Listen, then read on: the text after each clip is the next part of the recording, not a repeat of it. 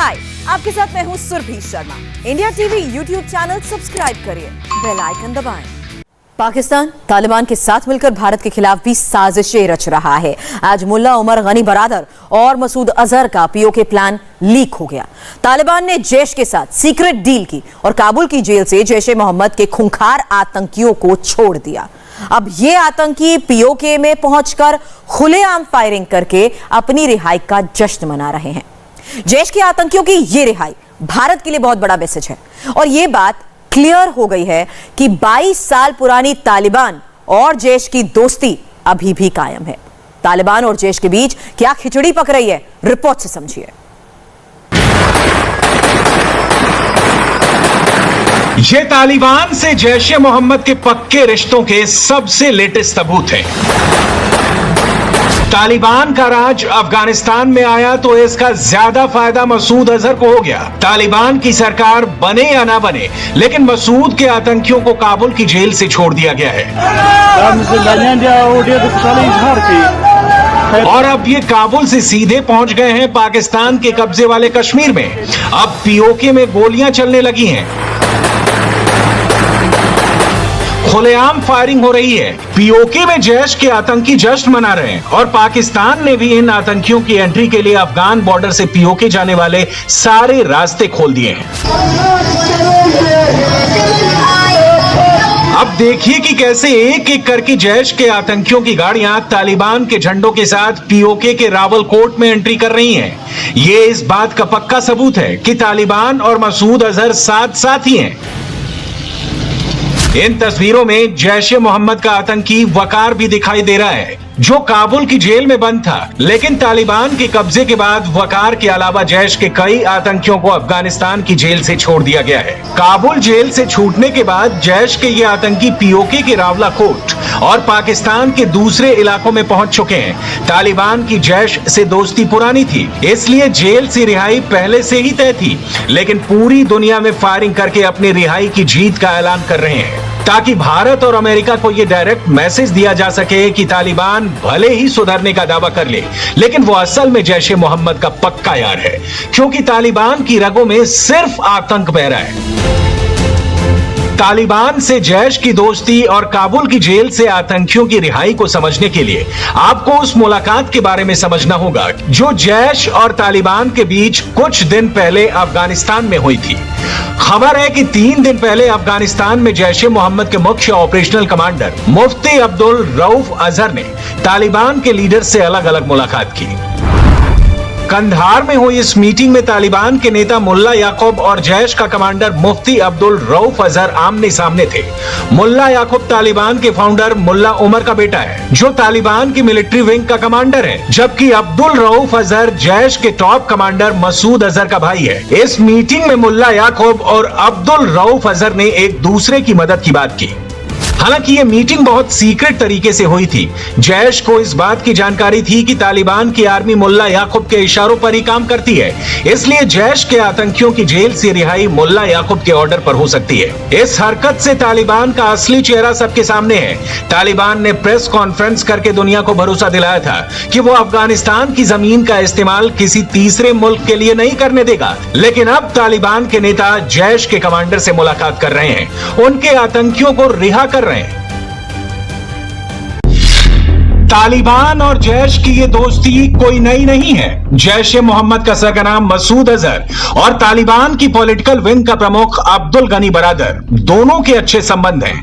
दोनों आतंकियों की दोस्ती का ये सिलसिला मसूद अजहर और मुल्ला बरादर के साथ पिछले 22 साल से चलता आ रहा है। दोनों देवबंदी हैं, दोनों ही एक दूसरे की मुसीबत पड़ने पर मदद करते रहे हैं, फिर चाहे कंधार हाईजैक के जरिए मसूद अजहर की रिहाई हो या फिर तालिबान से मुल्ला बरादर की फरारी रही हो। मसूद अजहर जो भारत के कश्मीर में गिरफ्तार हुआ था और उसकी रिहाई के लिए तालिबान ने बहुत बड़ी मदद की थी। मसूद अजहर को छुड़ाने के लिए इंडियन प्लेन IC-814 को हाईजैक किया गया था। इस प्लेन को हाईजैक करके अफगानिस्तान के कंधार एयरपोर्ट पर ले जाया गया था। उस वक्त अफगानिस्तान पर तालिबान का कब्जा था, वहां तालिबान की सरकार चल रही थी और मुल्ला बरादर की अहम भूमिका थी। मसूद अजहर को रिहा कराने के लिए तालिबान लीडरशिप की मदद से ही प्लेन हाईजैक की प्लानिंग की की गई थी। तभी से तालिबान और जैश ए मोहम्मद का साथ चला रहा है। जैश ए मोहम्मद अपने आतंकियों को ट्रेनिंग देने के लिए अफगानिस्तान में जगह की तलाश में है, जिससे वो अपने टारगेट पर आतंकी हमलों को अंजाम दे सके। यानी मसूद अजहर तालिबान से अपनी दोस्ती का पूरा फायदा लेने वाला है।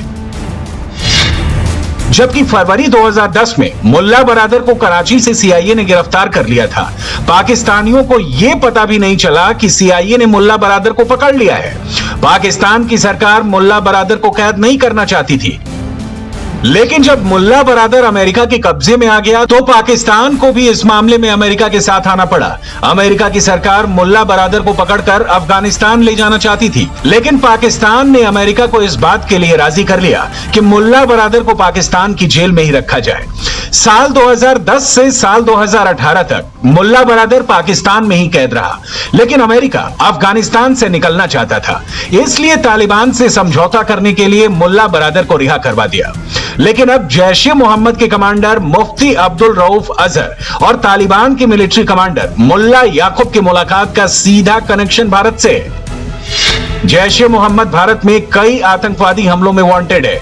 दिसंबर 2001 में जैश ने लश्कर ए तैयबा के साथ मिलकर संसद भवन पर अटैक करवाया था। फरवरी 2019 में जैश ने पुलवामा में आत्मघाती हमला कराया, जिसमें भारतीय सेना के 42 जवान शहीद हुए। जैश ए मोहम्मद का operational commander Mufti Abdul Rauf Azhar most wanted terrorist Masood Azhar का भाई है। मसूद अजहर भारत में कई आतंकी हमलों के लिए वांटेड है।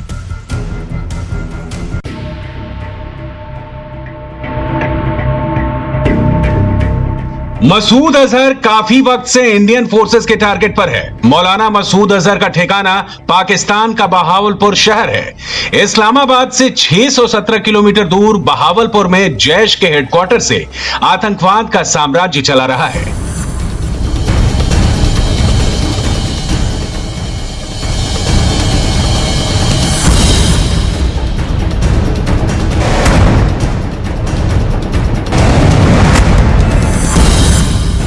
बहावलपुर पाकिस्तान का 12वां बड़ा शहर है। जैसे इस शहर में कोई आता है तो सबसे पहले उसकी निगाहें एक सफेद मस्जिद पर जरूर जाती हैं।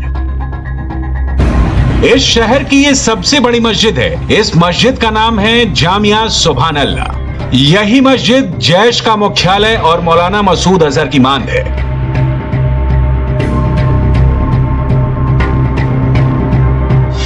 इस शहर की एंट्री से लेकर हर एक चप्पे पर पुलिस और आर्मी वाले नजर आएंगे।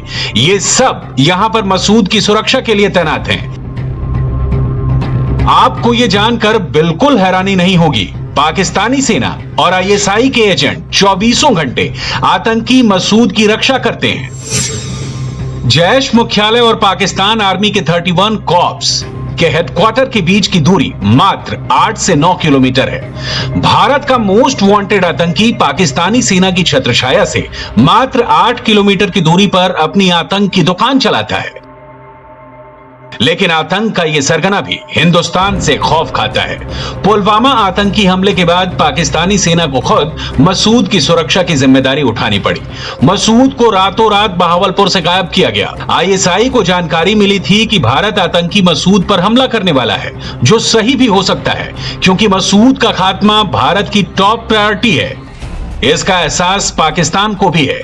तभी इमरान सरकार ने मौलाना मसूद को लापता घोषित कर दिया। दरअसल financial action task force FATF की कार्रवाई और भारतीय फोर्सेज से बचने के लिए पाकिस्तान नाटक कर रहा है, जबकि सच ये है कि बाजवा ब्रिगेड 3 ठिकानों में आतंकी सरगना को घुमा रही है।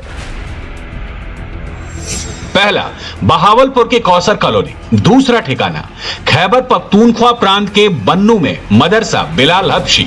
तीसरा पता खैबर पख्तूनख्वा के लक्की मरवत में मदरसा मस्जिद लुकमान। इमरान सरकार, पाकिस्तानी सेना, आईएसआई और आतंकी संगठन, हर कोई आतंकी मौलाना मसूद अजहर को बचाने में लगा हुआ है, लेकिन तीनों ठिकानों पर इंडियन एजेंसियों की नजर बनी हुई है। कब, कैसे और कहां मसूद का खात्मा करना है, इसका प्लान भी जरूर रेडी होगा। आतंकवाद को लेकर हिंदुस्तान की पॉलिसी एकदम क्लियर है, छेड़ोगे तो घर में घुसकर मारेंगे। और अब मसूद अजहर के मरने की बारी है।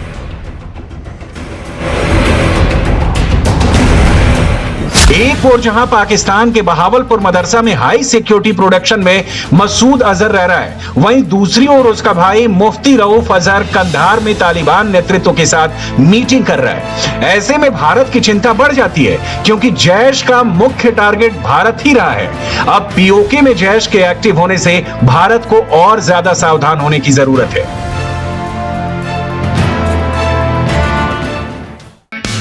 हाय, आई एम सुरभि शर्मा। खबरों से अपडेट रहने के लिए India TV YouTube channel subscribe